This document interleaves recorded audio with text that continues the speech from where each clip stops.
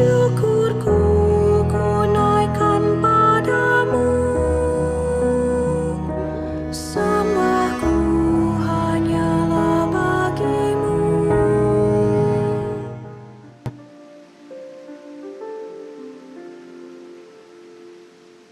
Bacaan dari Kisah Para Rasul.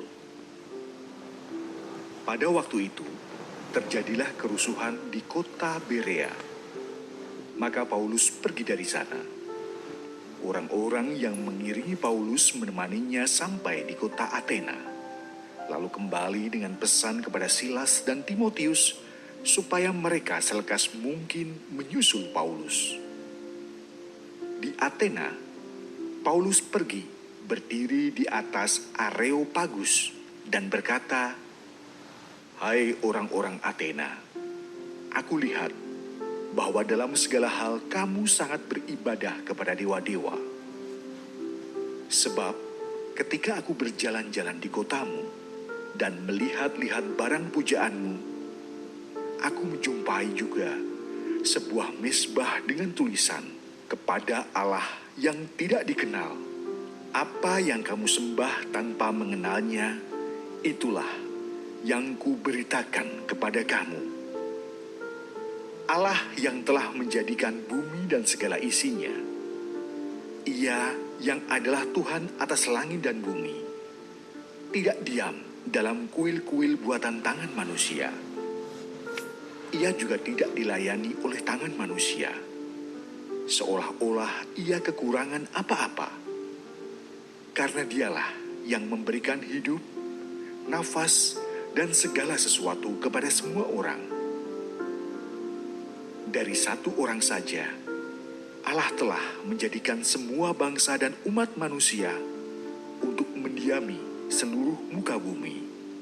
Dan Ia telah menentukan musim-musim bagi mereka dan batas-batas kediaman mereka. Maksudnya supaya mereka mencari Dia dan mudah-mudahan menjamah dan menemukan Dia, walaupun Ia tidak jauh dari kita masing-masing. Sebab di dalam Dia kita hidup, kita bergerak, kita ada, seperti yang telah dikatakan juga oleh pujangga-pujanggamu. Sebab kita ini dari keturunan Allah juga. Karena kita berasal dari keturunan Allah, kita tidak boleh berpikir bahwa keadaan ilahi sama seperti emas, atau perak, atau batu, ciptaan kesenian dan keahlian manusia. Dengan tidak memandang lagi zaman kebodohan, maka sekarang Allah memberitakan kepada manusia bahwa di mana-mana semua mereka harus bertobat. Karena Ia telah menetapkan suatu hari, pada waktu mana Ia dengan adil akan menghakimi dunia, dengan perantaraan seorang yang telah ditentukannya. Sesudah Ia memberikan kepada semua orang suatu bukti tentang hal itu, dengan membangkitkan orang itu dari antara orang mati. Ketika mereka mendengar tentang kebangkitan orang mati, maka ada yang mengejek dan yang lain berkata, "Lain kali saja kami mendengar engkau berbicara tentang hal itu." Lalu Paulus pergi meninggalkan mereka. Tetapi beberapa orang laki-laki menggabungkan diri dengan dia dan menjadi percaya. Di antaranya juga Dionisius, anggota majelis Areopagus, dan seorang perempuan bernama Damaris, dan juga orang-orang lain bersama-sama dengan mereka. Kemudian Paulus meninggalkan Athena, lalu pergi ke Korintus. Demikianlah sabda Tuhan.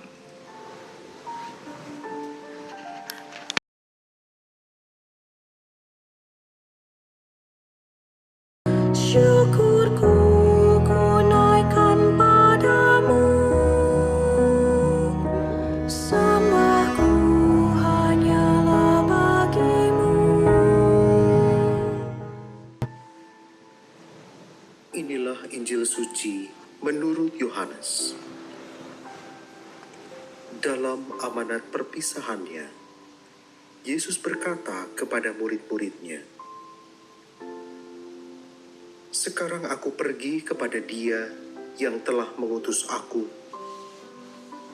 dan tiada seorang pun di antara kamu yang bertanya kepadaku, 'Kemana engkau pergi?'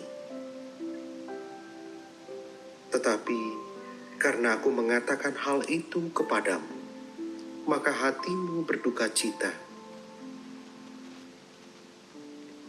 Namun benar yang kukatakan kepadamu adalah lebih berguna bagi kamu jika aku pergi.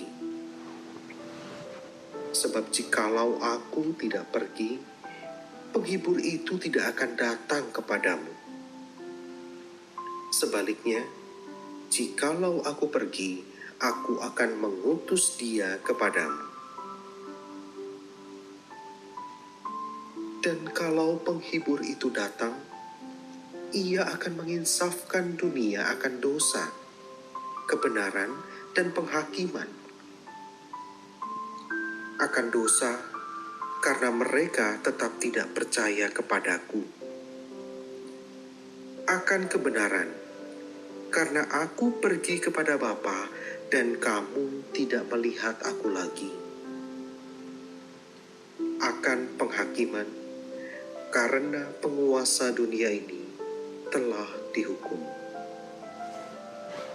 Demikianlah sabda Tuhan.